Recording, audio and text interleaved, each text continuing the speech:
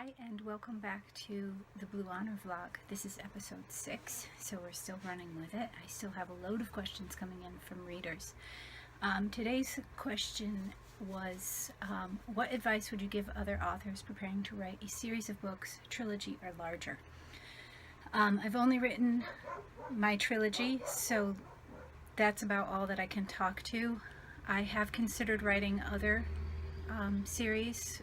I think I talked in the last one about continuing with Blue, and there's going to be a sequel to op-dec, but I'm pretty sure as of right now op-go will close out op-dec. I have toyed around with another story, but that would take that book into a different direction. It wouldn't really deal with Karsten and Claire anymore, so it could be considered part of the series, but it would make its own series if I went forward with that. Blue Honor would only have a sequel as well. There's not a lot that I want to do with that. I'm not into writing historical sagas, so I mean, essentially I have a lot of other ideas that go into other areas of history and other topics that I would like to cover, and if I stick with just op-dec and Blue, I'll be stuck with World War II, Cold War, Korean War era, or just Civil War and turn of the century America. And I have other stories I would like to tell with different characters and different places and things, so that I wouldn't be hidebound to those topics and characters and everything that's already set up. As for writing a series of books, that is one thing that you need to consider. Do you want to be bound within this world that you've created? Whether it's a historical piece, fantasy, science fiction, or whatever. If you're really excited about this world that you've created, by all means continue with it, absolutely. But make sure that you take copious notes so that you keep yourself straight. Game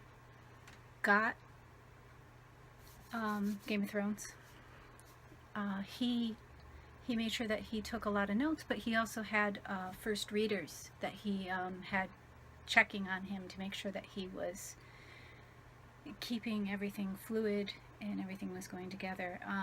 That's a good piece of advice too, is if you can get first reader, someone to look at your work, who's familiar with the work and can check on those things for you, employ them, pay them in whatever you can, whether it's pizza and cheeseburgers or, a bottle of wine, whatever you can scrape together to pay them, because that's a huge asset.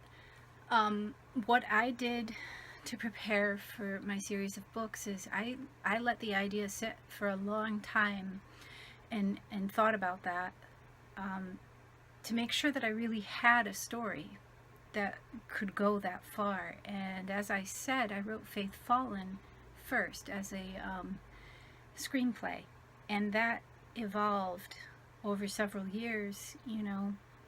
I've talked before about this, that the trilogy has come from many dreams that I've had throughout the years, where if you keep a dream journal or anything like that, because I tell you to do that for meditation, etc., just to kind of find out whatever it is that's on your plate that your brain is trying to address with you.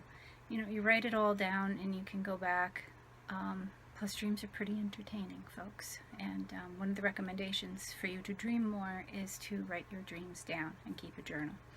Anyway, so looking at that journal, I saw that a lot of these things, they didn't happen sequentially, but they were like snippets that fit together, and they created this story. I guess that's how you find out that you're a writer. So you really want to make sure that you have that all arranged, that you've got a story. Some authors don't do that. They don't plan out that far. They write, and then they think, okay, where could this go from here? Again, you have to make sure that you have notes, because you could be missing a lot of stuff and you could kind of go off the path, and this is a way to upset readers. This is a way to look unprofessional if it's not intentional. I know when you go back and you proofread something, you're like, oh crap, I forgot this. And it can really kind of put you in a sticky spot. So do make sure, I've made mistakes as well. So I'm not saying that I'm perfect by any means. I'm speaking from experience. These are experiences that I've had. A good way to avoid that, you're not going to avoid it all, because, it's a lot of writing to undertake a series. And you just forget because there's so much, you get distracted by your day. You have to go run errands, you have to work a job, you have repairs to do on your house or your car. Life happens in between, and you're trying to fit things in, and what you wrote last night isn't going to be 100% still in here. So sometimes it takes, am I keeping everything on track? But there are things that no matter how much tracking you do, you're going to lose sight of. So just, give yourself enough time. Don't think that you're going to write a trilogy in a year or a series in a year and you're going to go boom, boom, boom and put them out. You should never do that. Authors who rush things are putting out first drafts. You shouldn't put out your first draft. Because there might be something that you want to change or something that you need to add later that allows you to continue the series or sets things up for later in the series.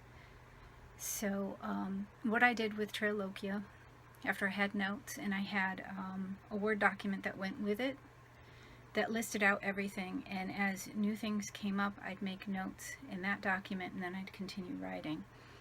And I wrote all 3 books one after the other.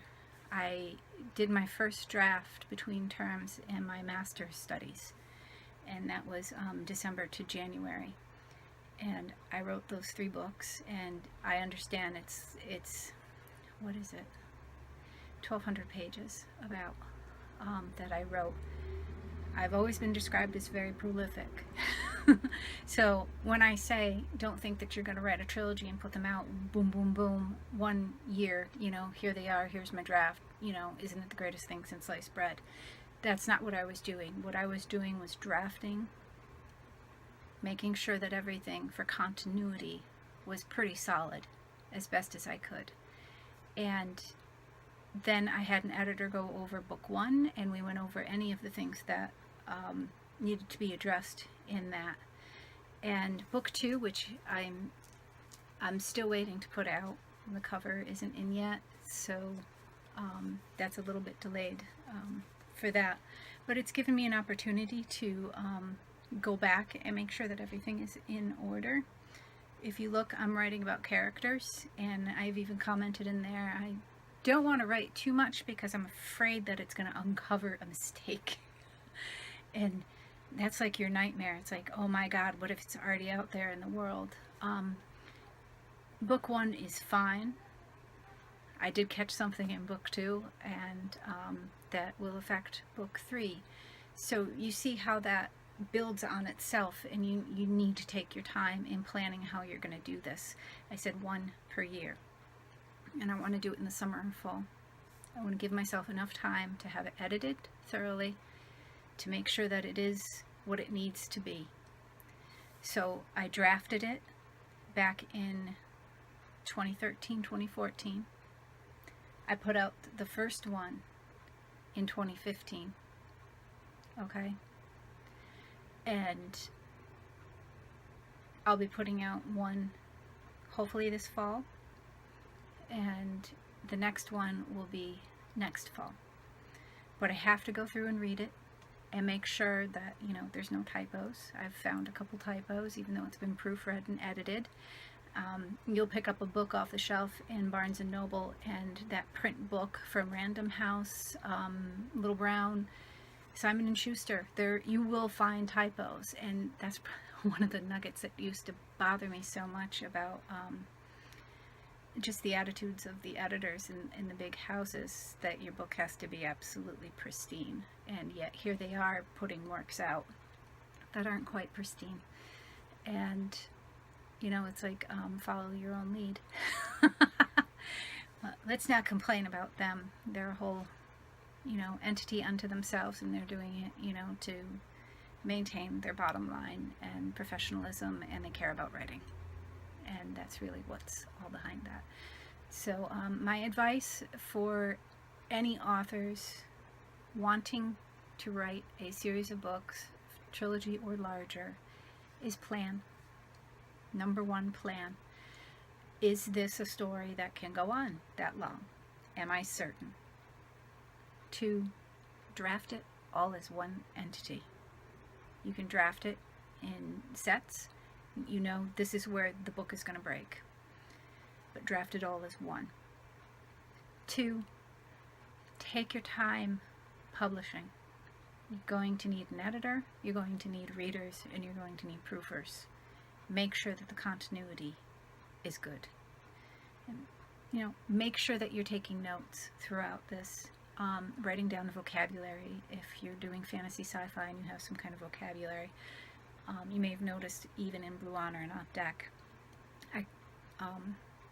actually just op-dec, I have in the back of the book a glossary, mostly because I use French and German in there, and I need to translate that for readers. Sometimes not everybody's bilingual, at least, and even more rare that they happen to have French and German, right? So I want to make sure that they can read it and they know what's being said by the characters.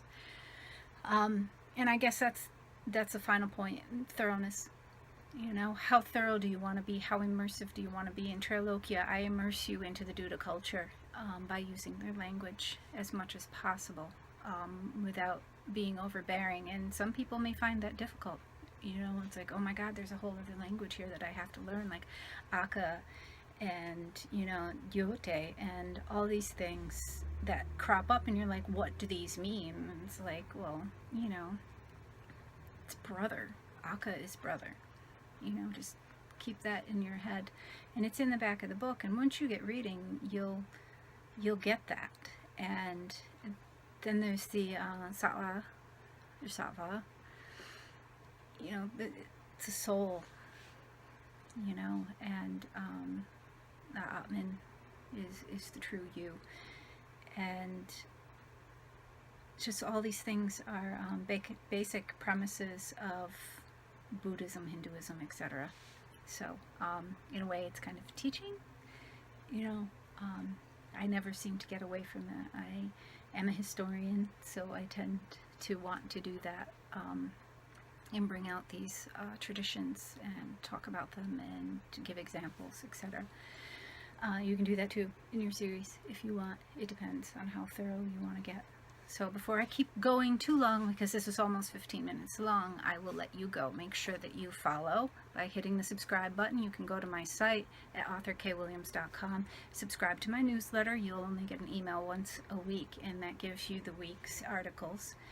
And stop on by. Leave me a comment. What questions do you have for me as an author? Thanks. See you soon.